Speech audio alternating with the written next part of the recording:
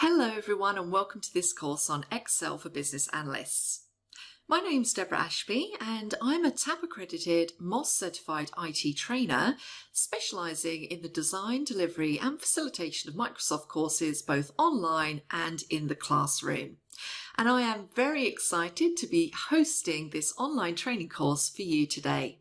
Now, as a business analyst, there are many different hats that you need to wear, and one of them is your Excel hat. It's extremely important that in order to analyze data, make better business decisions, and communicate those decisions to key stakeholders, that you have the Excel skills and knowledge to do that efficiently and effectively. And it's a tool that you'll find that you need to use extensively. Now, if you're reasonably new to Excel, it can seem like an overwhelming topic to learn. Excel has over 400 built-in functions, and it contains powerful analysis tools like pivot tables and pivot charts, which are the single most useful tool when it comes to analyzing large data sets and making sense of them. It also comes with countless other built-in functionalities that will help you show the story of your data in a really visually engaging way. So it can seem like a huge mountain to climb. Excel is always evolving and changing, so attempting to learn everything is a huge challenge. That's why in this course we've cherry-picked the features, functions and utilities that are most useful in your role as a business analyst. So after this introductory section, we're going to jump straight into section 2, where we're going to recap some of the basics to give ourselves a good foundation from which to build from. We'll recap those basic big 5 functions like sum, count, min, max and average, and learn how to use them in different ways. We'll also review the difference between absolute and relative referencing.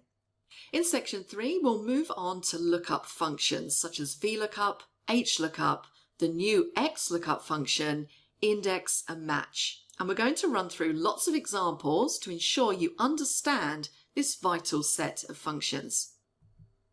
In section 4, we'll learn how to utilize logical functions like if, nested ifs, the new if-else function, sum ifs and count ifs to help you make better business decisions.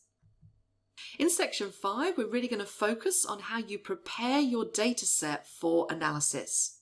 So we'll be looking at all of the utilities that you can use to clean and organize your data so that you can analyze it effectively.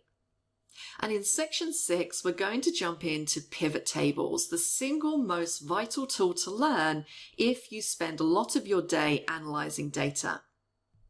In section 7, we'll learn how to present our data or display it visually using things like pivot charts and spark lines. And we'll also learn how to construct an interactive dashboard to showcase those key metrics.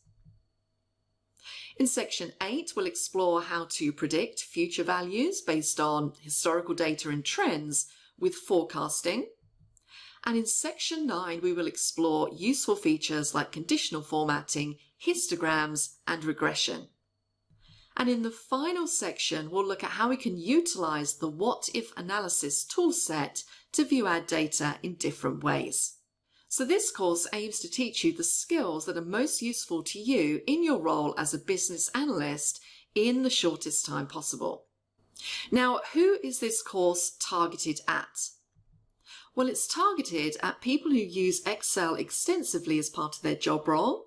So you might be a consultant, you might be a business analyst, or maybe you work in research.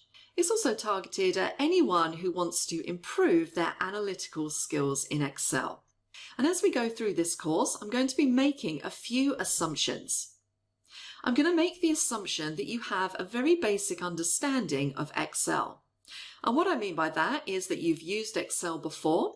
You understand the concept of worksheets, cells, the ribbon structure, and how to input data into a worksheet. I'm also going to assume that you are using Excel 2013 or above. So this course is perfect if you're using Excel 2013, 2016, 2019, or Excel for Microsoft 365. If you have a version earlier than that, so maybe Excel 2010, then you will still get value out of this course, but a lot of the functions and features I'm going to go through, you might find you don't have available in that earlier version. So with all that said, it's time to grab ourselves a coffee and dive into our first section, where we're going to be doing a quick recap of all of the basics. So please join me for that.